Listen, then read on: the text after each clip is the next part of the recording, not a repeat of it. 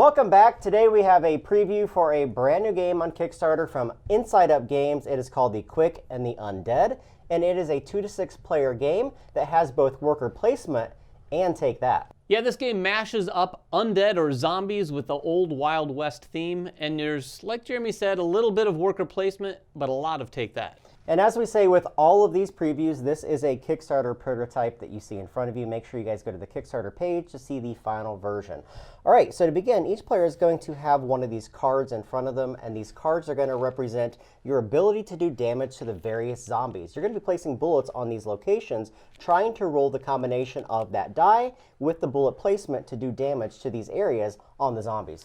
Yeah, and you're also going to start with a number of outlaws depending on the player count. These are what you're going to be placing out onto the board in these different locations to enact the action of that space as well as taking the income from that space. Each player is also going to have a die. This die is what you're going to use to lock in where you want to use your particular outlaw during each individual step. There are 8 different worker placement steps on the board, and each of these is going to have an action at the top of the placard and then an actual income on the bottom. Yeah, the other thing you're going to see on the board here are all of these buildings. These are going to be seeded at the beginning of the game, again, depending on player count. And then there's going to be a number of undead in this Boot Hill stack, and you're going to deal out a number of those according to player count, plus 1 right here in the middle. There are 3 main resources in the game. There are money. The money is used to purchase those buildings in very particular times. You have bullets. These again are used to kill these zombies and to do duels with other players around the table. And then you have the notoriety. This game's all about trying to get the most notoriety by the end of the game. So the game is actually very simple. At the very start, each of the players is going to take their die and they're going to hold it behind their hand, setting it to whichever number of the 8 that they so wish to do so. Yeah, and we'll go over these spaces in a moment, but when you're doing this, no one else knows where you're going to go, and what you want to take into consideration is obviously what you want to do on the board, but also what you think some of the other players might be doing at the board. Because if you go to the same spot, there's going to be a duel before you use that spot.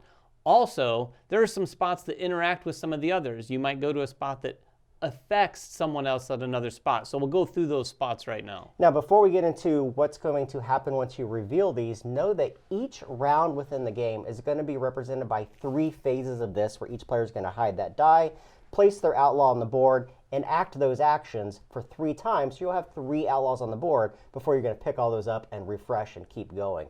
The game is actually going to end once all of the zombies have been removed from the board. So now let's talk about the actions. What happens when you reveal those dice? Yeah, the first thing that's going to happen, in fact, just before you reveal the dice, is the person who's the first player, or the law in this case, is going to say, who wants to hire outlaws? This is this space over here that doesn't have a number associated with it.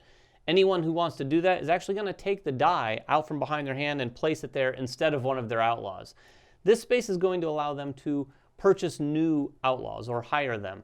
You're going to want to do this if you've lost some outlaws because they've been killed, or potentially if you have outlaws on some of the buildings. When you do this, you're going to spend either $2 or 1 notoriety in order to take one of the outlaws off the board and add it to your stash. Then everyone else is going to place one of their outlaws on the area that they revealed. So if I revealed the number 2, I'm simply going to take one of my outlaws and stand him right next to the 2 placard. Once all the players have placed all of their people according to their die, you're going to enact each of these actions from the highest number, which is the number 8, all the way down to the lowest number. Yeah, and we won't go through every single one because a lot of them share some of the same abilities, but we'll go over some of those abilities, and I'll start with 8. When you look at 8 here, you're going to have a couple actions that you can take optionally, one or the other. The first one is to hunt zombies. Whenever you see this bullet icon, you can actually use the bullets on your board as well as your die to try to attack any of the zombies in town, either at the buildings or in town. Alternatively, you can intimidate, and you see these numbers 5, 4, 3, 2. If I want to intimidate, I'm going to look at the board and see if there are any other players at any of those locations.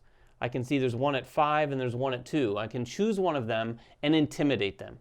So I'm going to choose one and say, Jeremy, give me 2 of your resources. And again, those resources are any of those 3 things that they might have. They can either give me 2 of those resources and stay where they are, or they can say, I'm going to walk away, which saves those resources, but they are going to remove their player or their outlaw from the board, and I get a pot shot at them as they do so. All of the gunplay in this, whether it's a duel, a pot shot, or when you're fighting zombies, is going to come down to this board and this die. You're going to roll the die, and if it matches one of the spaces where you have a bullet, in this case it doesn't, it would be a miss. However, if I'd matched a 5 or a 3, it would actually be a hit, in which case I'd get rid of that bullet and I'd succeed. If I succeed in shooting another player, that player's outlaw is going to go to Boot Hill and die. I'm going to get a notoriety, but that player is going to take one of the new undead, representing that just freshly killed player, and put them anywhere they want on the board. Now you can also kill the zombies themselves, and when you do so, it's going to work in the same way. You have to have a bullet, and you have to roll the right number and then match whatever's on the bottom of that card. When you kill that, you're simply going to take this card and place it face down over on your side, because those are going to represent some notoriety or victory points at the end of the game. Now, there's a number of other locations that you can go to. Some of these locations are, just as the name implies, a take that type of game, and you're going to be stealing resources from other players according to whatever it may have on those particular locations. And you're going to do that in order from the highest to the lowest. Once you're done with that particular action, though, you do get an income phase. And every single one of these placards is going to give you some source of income. That could be bullets, that could be money that you can use to buy buildings, or even notoriety. Now, the one thing we didn't mention are duels. Yeah, the duel is going to use that same gunplay system, but this is going to happen when 2 players reveal their die and go to the same location. When they're at the same location, once we get to that location and resolve it, first and foremost, a duel happens. Both players are going to roll their dice, and if one of them hits, the other one's going to die, just as I described before. If both of them miss, they're both going to stay there and they're both going to be able to use that action. But like I said, if one's killed, he goes to Boot Hill, the other one's going to get notoriety, and he's going to be the one using the action at that space. Now, there are a few other rules that we need to mention here as well. There are several locations that allow you to shoot zombies anywhere on the board. However, there are some locations that allow you to shoot whoever is in the street, and that is represented by the zombie that is in this location. This street zombie is very important because while he's on the board, no one can buy any of the locations or place any of their outlaws in the building. However, once he's removed, then players at the end of their turn are allowed to interact with those locations, placing one of their outlaws on that area, basically buying it and having area control of that area. Now, if you do that by the end of the game, you're going to get some kind of victory points or notoriety, but these can be contested as well. So you can actually go in there and duel with other players that have control of those locations. One thing we also failed to mention is that at the end of your turn, you're going to lay your outlaw face down.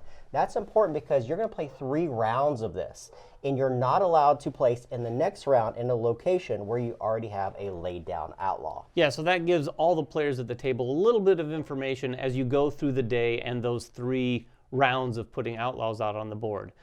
Jeremy mentioned the buildings, and we do want to stress, you are going to be buying those, so that's one of the reasons why you want to collect the money. So whenever you're going to be collecting resources, it's always money, bullets, or notoriety. If you want some buildings, there's another reason to have them other than the end of game victory points as well. They're all going to have a power associated with them. Some of these give you something at the beginning of the round. Some of them protect you from having things stolen from you. There may be a building that makes it so that if someone tries to steal bullets, they cannot steal them from me. So the buildings are going to play a definite role, and it may be one of the reasons why you do want to contest them.